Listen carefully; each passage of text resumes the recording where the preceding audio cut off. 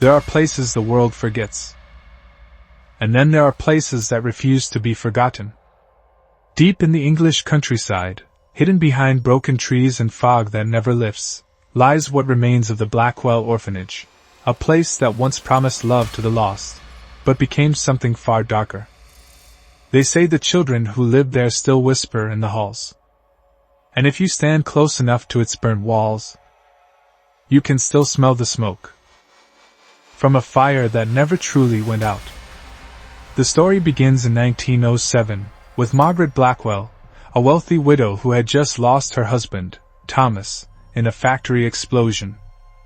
Crushed by grief, she poured her fortune into something pure, a home for children who had no one.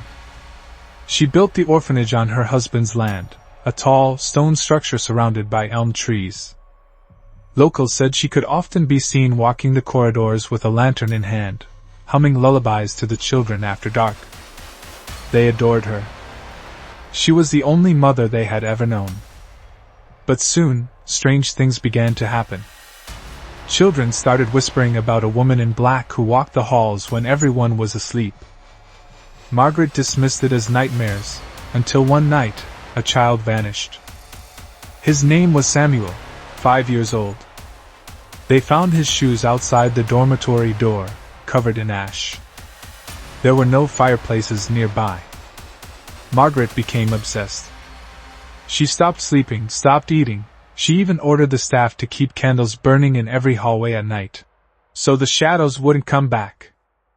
But on February 14, 1912, those very candles caused a disaster. A massive fire consumed the East Wing.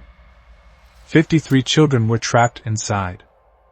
Only 9 made it out alive. Firefighters said the fire moved too fast, unnaturally fast, as if the walls themselves had been soaked in oil. And when they broke into the burning dormitory, they found something strange. All the windows had been locked, from the outside. Margaret Blackwell never spoke again.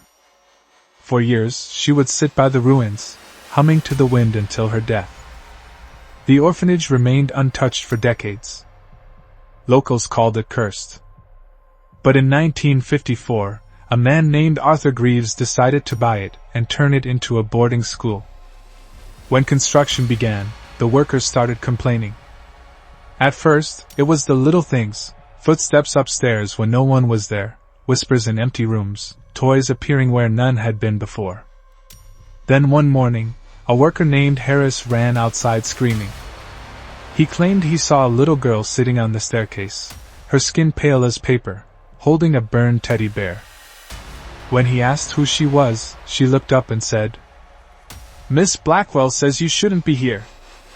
Arthur brushed it off as nonsense, but that night, his wife woke him up trembling.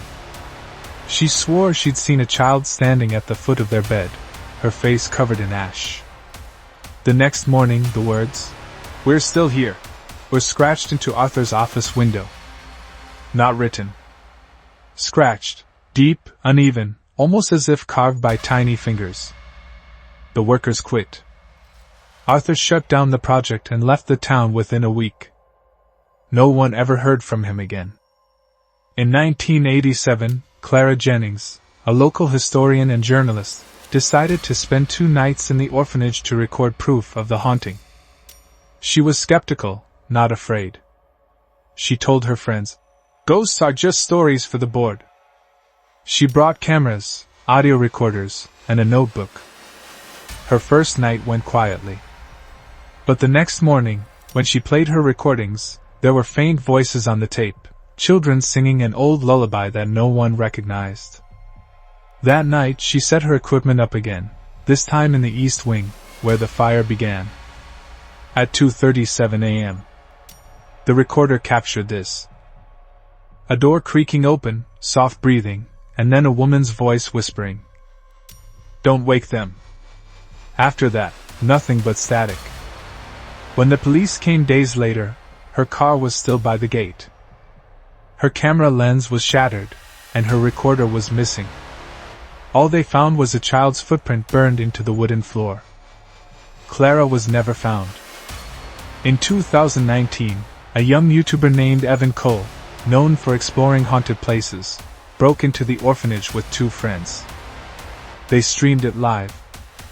At first, it was just an adventure, jokes, flashlights, the sound of crunching glass. But halfway through the stream, viewers began flooding the chat typing, "Who's the kid behind you?" Evan laughed it off. Then, the camera glitched. For one frame, just one, a small boy could be seen standing in the doorway, eyes glowing faintly orange. Moments later, the stream cut out. When police arrived, they found Evan's 2 friends outside crying. They said they'd run after hearing Evan scream. Inside, there was no sign of him. Just his phone, still recording. In the footage, you can hear Evan whispering, "It's cold, so cold, they're all here." And then a child's voice replies, "Welcome back." Evan Cole was never found. His last video, titled, "Exploring the Blackwell Orphanage," remains online, and every year, on February 14th, viewers claim they hear new sounds in the background that weren't there before. Tiny footsteps, laughter, and the crackle of a burning fire. The legend lives on. Today, the orphanage is fenced off by the government. No one is allowed near it. But locals say sometimes, on foggy nights, lights flicker inside the ruins, like candles being lit again and again. Some believe Margaret Blackwell is still caring for her children, trapped in time. Others think something darker is using her memory to keep the lost souls bound there forever. Whatever the truth is, the fire may have ended their lives, but it never ended their story. If you ever visit Shropshire and you pass by an old, ivy-covered building on the hill, don't stop. Don't look inside. Because once you hear the voices of the Blackwell children, you don't walk away the same. We're still here. If this story kept you up tonight, hit subscribe and join the True Mystery Vault. Because what you just heard was based on true events. And the next story might be happening closer than you think.